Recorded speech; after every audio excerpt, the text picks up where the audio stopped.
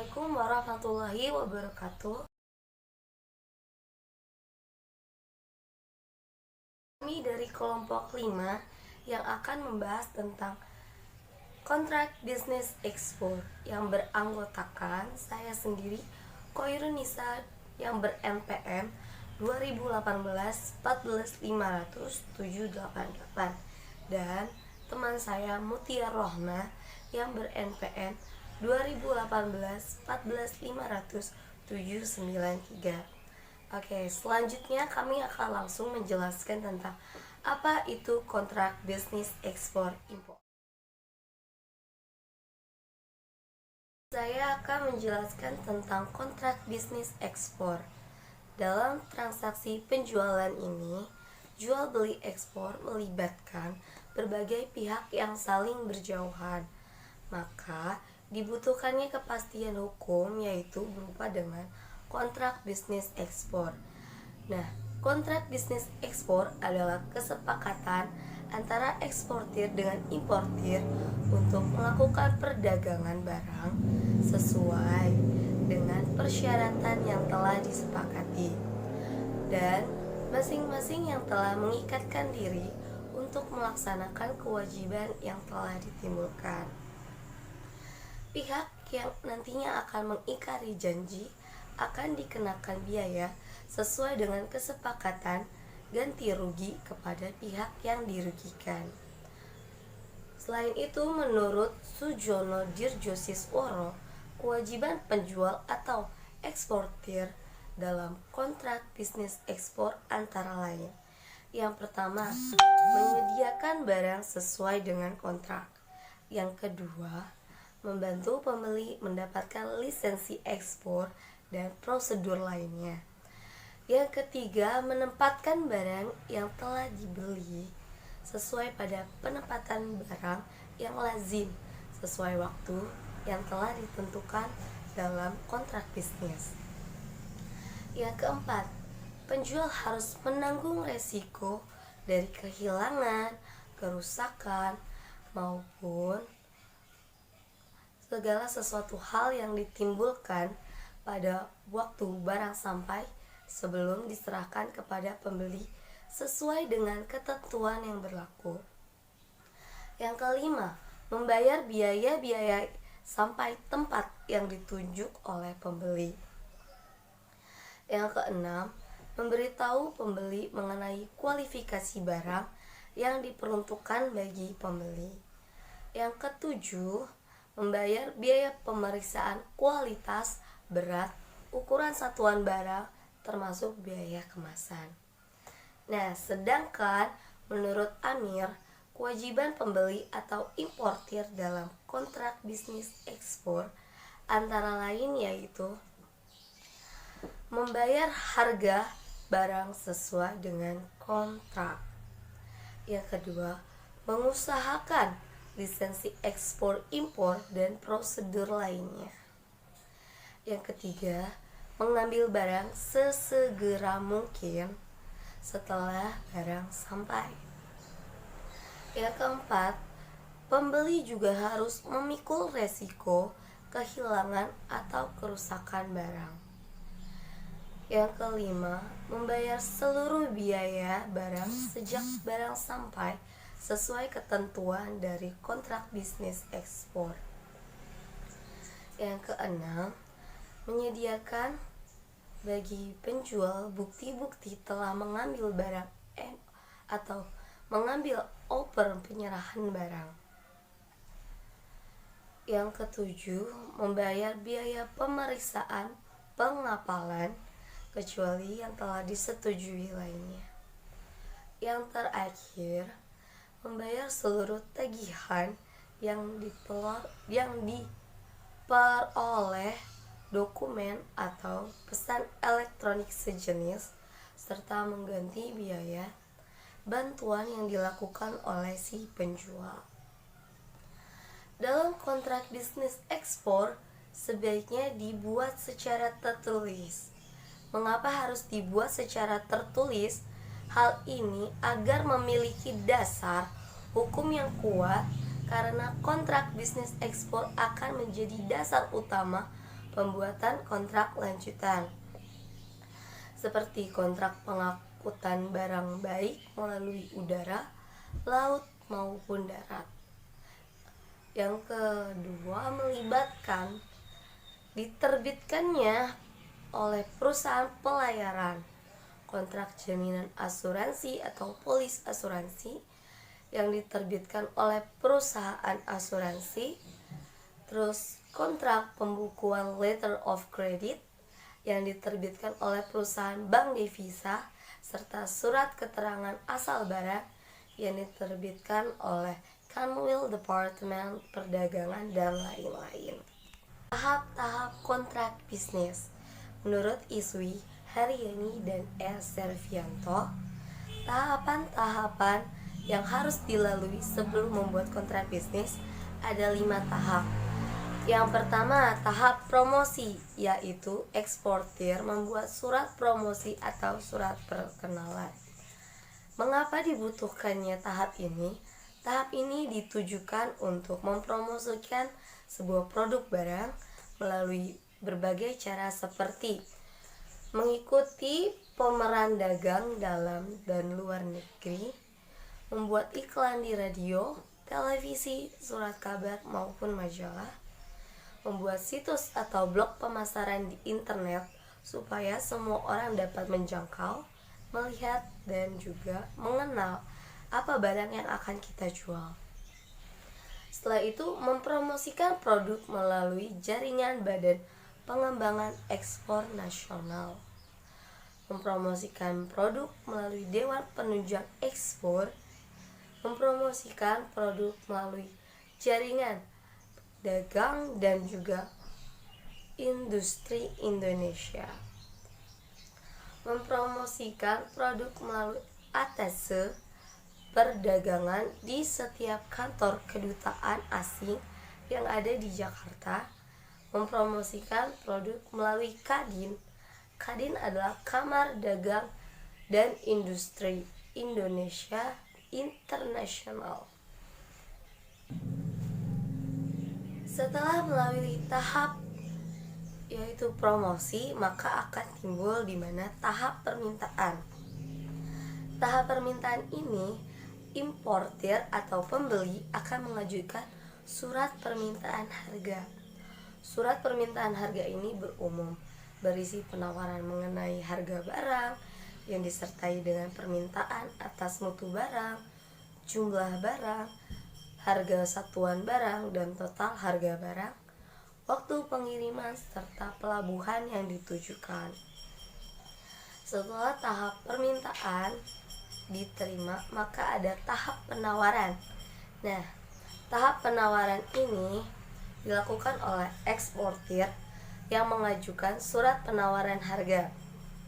Surat penawaran harga ini biasanya berisi tentang keterangan yang dibutuhkan oleh importir, seperti penguraian barang, harga satuan barang, terus mutu barang dengan jumlah barang, waktu penyerahan barang, tempat penyerahan barang, serta syarat-syarat pembayaran, serta waktu pengapalan dan cara pengapakan brosur, serta contoh-contoh barang, sehingga para pembeli dapat tahu kualifikasi harga dan mereka dapat menjangkau barang sesuai dengan kebutuhan dan dana mereka. Nah, maka akan timbulnya tahap pemesanan, yaitu di mana importir akan mengirimkan surat pemesanan barang berdasarkan barang yang mereka mau. Surat ini disetujui langsung atau disiapkan langsung oleh pihak penjual, yaitu menyiapkan kontrak bisnis ekspor atau kontrak jual beli ekspor. Nah, selanjutnya tahap pembuatan kontrak jual beli atau kontrak bisnis. Kontrak bisnis ekspor disusun berdasarkan data yang ada pada surat penawaran harga yang sesuai dengan surat pemesanan, serta ditambah dengan data-data lain mengenai tentang klausan darurat atau force majeure, klaim ganti rugi serta pengangkutan atau pengamalan syarat persyaratan pembayaran dan syarat-syarat lain yang telah disepakati oleh si penjual eksportir ataupun si pembeli importir. Maka akan lebih mempermudah dalam proses hukum jika sewaktu-waktu terjadinya pelanggaran atau kerugian yang ditimbulkan oleh salah satu pihak. Kontrak bisnis ekspor adalah perjanjian jual-beli yang bersifat mengikat antara penjual atau eksportir dan pembeli atau importir. Di dalam kontrak bisnis ekspor tersebut terkandung 4 hal pokok. Yang pertama, adanya kesepakatan kedua pihak secara sukarela untuk membuat kontrak perjanjian. Yang kedua, adanya kesepakatan kedua pihak untuk menjalankan hak dan kewajiban masing-masing. Yang ketiga, adanya kesepakatan kedua pihak untuk membayar ganti rugi jika terjadi uang prestasi atau ingkar janji yang dilakukan salah satu pihak. Yang keempat, adanya kesepakatan tentang pilihan cara penyelesaian sengketa yang digunakan oleh kedua belah pihak untuk menyelesaikan permasalahan yang mungkin timbul di masa depan. Tahapan kontrak bisnis ekspor dibagi menjadi 5 tahap. Yang pertama, tahap promosi berisi surat perkenalan. Tahap kedua yaitu permintaan berisi surat permintaan harga. Tahap ketiga yaitu penawaran berisi surat penawaran harga. Tahap keempat yaitu pemesanan, yaitu berisi surat pemesanan barang. Dan yang tahap terakhir yaitu tahap kelima yaitu kontrak, berisi kontrak bisnis ekspor. Yang C yaitu ketentuan minimum kontrak bisnis.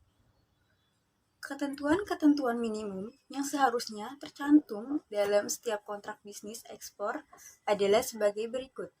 Yang pertama, identitas penjual atau eksportir. Yang kedua, identitas pembeli atau importir. Yang ketiga, pernyataan pihak penjual dan pembeli tentang keterikatan atau persetujuan untuk melaksanakan pasal-pasal atau ketentuan yang tertulis dalam kontrak.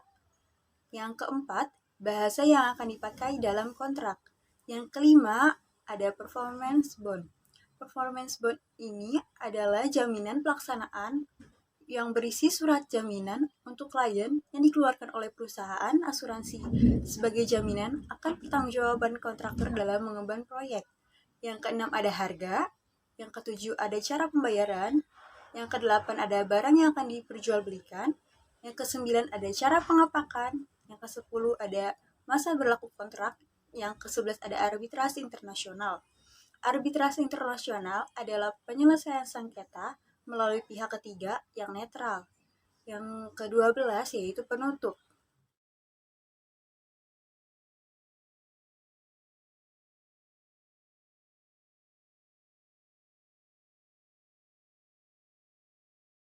Ekspor yaitu kopi. Pada hari ini, Selasa 10 Juli 2017, bertempat di PT Kopi Medan, Jalan Marik nomor 17, Medan, Indonesia. Di poin pertama berisikan data identitas ekspor, di mana data ini berisikan nama, umur, pekerjaan, alamat, nomor KTP, telepon, dan jabatan. Dalam hal ini, bertindak atas nama PT Kopi Medan yang selanjutnya disebut pihak pertama atau eksportir. Dalam poin kedua, yaitu berisi identitas importir, di mana identitas ini berisikan nama, umur, kerjaan, alamat, telepon, jabatan. Dalam hal ini, bertindak atas nama Coffee Singapore yang selanjutnya disebut sebagai pihak kedua atau importir. Pihak pertama dengan ini berjanji untuk menyatakan dan mengikat diri untuk menjual atau mengekspor kopi kepada pihak kedua. Berjanji dengan menyatakan dan mengikat diri untuk membeli atau mengimpor dari pihak pertama berupa sejumlah kopi yang diatur seperti pasal-pasal berikut. Pasal 1 yaitu bahasa. Bahasa yang dipergunakan pada kontrak ini adalah bahasa Indonesia dan bahasa Inggris. Bila terjadi perbedaan tafsir antara kedua pihak, akan ditafsirkan oleh ahli bahasa kedua belah pihak. Pasal kedua yaitu performance bond, yaitu eksportir setelah pendatanganan kontrak harus menyertakan performance bond yang dikeluarkan oleh pihak Bank Indonesia atau BI sebesar 50.000 US dollar kepada importir. Performance bond ini akan dikembalikan sehari sesudah berakhirnya masa kontrak.